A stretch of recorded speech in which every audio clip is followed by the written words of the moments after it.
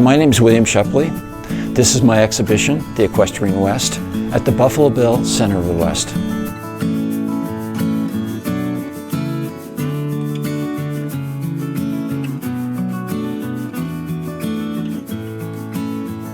I've spent my life photographing the West and other places around the world and exhibiting my photography. I was born in North Hollywood, California, and I grew up in Van Nuys, California, a suburb of Los Angeles. Things were quiet. You just occasionally heard a Cessna flying over. And it was just a typical childhood. We played in the streets. There wasn't any technology. Photography was in the family, and there was a lot of photographs around. About 1974, 1975, my dad bought me my first camera, and I just fell in love with it right away. At first I started photographing my travels, so I was really documenting what I did, and I camped a lot, I hiked a lot, I backpacked a lot. I was very much into the outdoors, and I would photograph on slide film and then bring that film home and have slideshows to show my friends and my family. And they complimented me on my work, and eventually that sort of reinforced my love of photography. If someone liked one of my photographs, I go, okay, why? You know, and then I would photograph more and more the subjects that people responded to more positively. I like to photograph things that are uplifting and that have a natural beauty to them. The photograph should describe itself. Even if it was an important image to me when I photographed it, like I might have gone to great trouble to photograph this, but later, if I had to explain it too much, I realized it was a failure. In 1980, I was enrolled at Humboldt State University in Northern California. And since I had already photographed for 5 years, I had a lot of images sort of built up. They weren't very good, but I thought they were good. Every semester, I took another photography course and another one, and gradually I worked my way up to the advanced courses. They had a dark room, and we would shoot on negative film and then develop it in the dark room and then make prints and present them to the class, a typical photography course. I was just a geology major taking photos. But now that I look back on it, Tom Knight was probably the reason why I went to Humboldt, to meet him and to be guided by his expertise and his mastery of the medium. And Tom Knight could see that I had a talent for photography, so he basically inspired me to keep moving forward in his courses. And I think I took advanced photography 6 or 7 times. In most art forms, a person starts out by imitation. They learn the history of the medium, and then gradually their own style starts to naturally evolve. So by the end of my tenure at Humboldt State University, about 1984-85, I had already started to develop even a deeper passion, but also my own style. When I came back from college, I built my own darkroom in my garage. My dad helped me. And then I gradually started selling my work in restaurants in the late 80s. And you know, wherever I could hang my prints, or sell them to friends or whatever I could do, just to make a little money so I could keep doing it. And I even tried doing some advertising photography, and I had a rep for that. It really wasn't my thing. I'm really more of an artist. I need to be freer. I need to photograph without the stress of being hired to do it. You know, I could go out and do it on my own. A college friend of mine married into a family of horse people on the eastern side of the Sierras. In fact, his wife's parents owned the Mammoth Lakes pack outfit. And so he invited me to go on a horse drive where they move the horses to different pastures in the seasonally. And I started photographing cowboys and wranglers that were attached to that, and horses, and the tremendous, amazing landscapes of the Owens Valley. And so I could see how I could kind of drift into photographing the Equestrian West, because it had all the elements. It had the people, the portraits, the landscapes, the action, the emotion, the reaction, all coming together in one whole. People know each other over long distances, and it's all interconnected. So once I kind of got into this sort of network of everything, one thing would lead to another. And I photographed whenever I could afford it and get out there and do it. So it wasn't like constantly, it was often seasonally. But I made sure that when I photographed that I was looking for subjects or compositions that I hadn't already done before. I shot this with a 4x5 negative on a tripod. His name's Forrest. He's one of the top wranglers of the Eastern Sierras. And I could see in his face kind of this whole feeling of the Western riders, this sort of sense of being connected to the land, kind of a serious, rugged look. And I could see in his face that he had these incredible features, very much like the Farm Security Administration photography of Dorothy Lang and others. And so what I wanted to do is to contain the composition and sort of frame his face using his hat and pull in very, very tight, and also photograph at an angle up towards his face that kind of gives a traditional sort of monumental look to it. There's a sense that the camera doesn't exist at all. So if you look at my work in this gallery, you'll see that each image has kind of its own unique sort of character. It's not just a repetition of the same thing over and over again.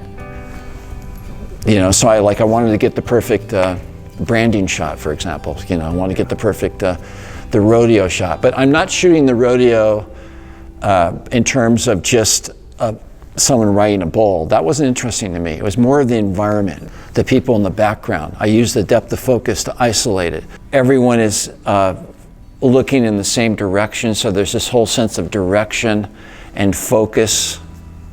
All these people are reacting to the calf roper that went before this calf roper, but this calf roper is waiting, anticipating, and there's a sense of fear, almost anxiety. Like anybody before a performance, they want to do well. In this image, you get a sense of the horse's anticipation, the horse's fear, the horse is wondering what's going to happen next. So you really connect with the personality of the horse and the rider at the same time. And every single image in this exhibition is a different experience where I was sort of keyed into a certain aspect of it, and I could see these things happening, and I was there with my camera. So this is an image where I saw it a year before, and then was able to capitalize on it by having the subject matter of the horse there a year later. So what I've created here is this sense of depth through perspective, where you have the river going off into the distance, you have the trees gradually diminishing in size, and it's a hot day out there. So there's this kind of feeling, not just of a visual event, but the sense of relaxation, or experiencing the coolness of the shade of a cottonwood tree. In my work, I could see the sort of ebb and flow of things. I could see how things would kind of come together and then fall apart. And so there's this breathing effect, this heartbeat in the way life is. And then when it comes together in its maximum point, then you're right there, ready with your camera, and then it kind of disperses into a randomness. One aspect of my career is shooting the same subject, the same person over a number of years. One of those people is Kansas Carradine, the daughter of David Carradine. She performed with the Riata Ranch Cowboy Girls for about 10 years internationally. Here she is at Churchill Downs in Kentucky, and I saw her stretching before the performance where she does a back bend on a horse, and I saw this amazing configuration of the human form, the action, and then the light coming in from the right-hand side, very, very diffuse light through this opening in this large space, and it's a very, very pleasing photograph to me. All these images in here are shot for the darkroom, because I've already gone through the process of like, well, what's this going to look like in a negative, and am I going to be able to make a print of it without a lot of trouble. So really you want to try to get the exposure right or get the situation right with the light when you shoot it. I shot a 35 millimeter up till about 1981, but there's a great camera out there called a Pentax 6x7, which is 6 centimeters by 7 centimeters, so it had a longer and more rectangular format.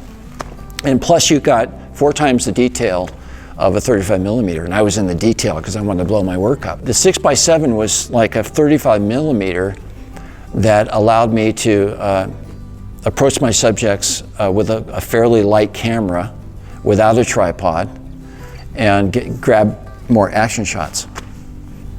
So I kept up with my 6x7 to 2013, and it broke on me.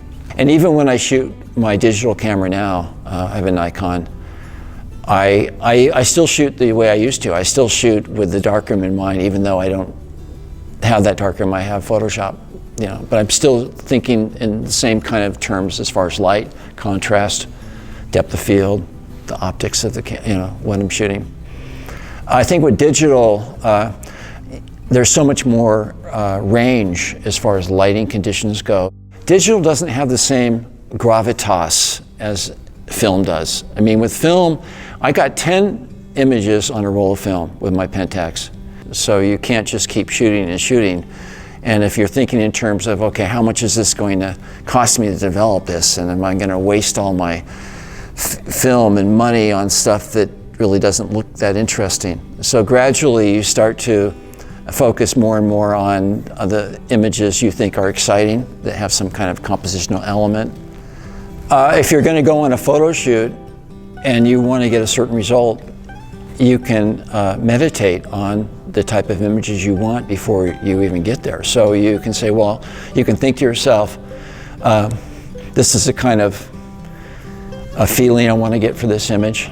And so there's this amazing connection that almost goes beyond reality. You know, it goes into other dimensions, you could say, that where you're intuitively guided to these great images because you pre-visualize kind of where you want to go with your camera that day. For example, in my workshops, I can teach the formula of the art of seeing, which can take almost anyone to a 95% level. You know, that extra 5% is something that's more philosophical. You have to be more intuitive. It's something you really can't teach people. What I would say to photographers that are emerging photographers is to learn to photograph in categories where they can organize their work in a way that makes sense, rather than just random shots of this looks good, that looks good. Start understanding the world and how it's visually organized in terms of the geometry of it all.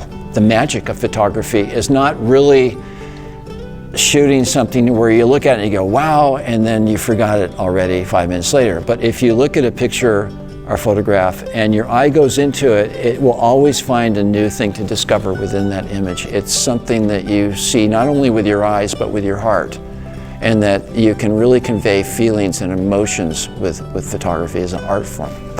So it's more than just taking a picture. You're studying the world in a way that gives you philosophical insights into humanity. What is life about? What does it mean? And so really it's a learning process of self-discovery more than anything.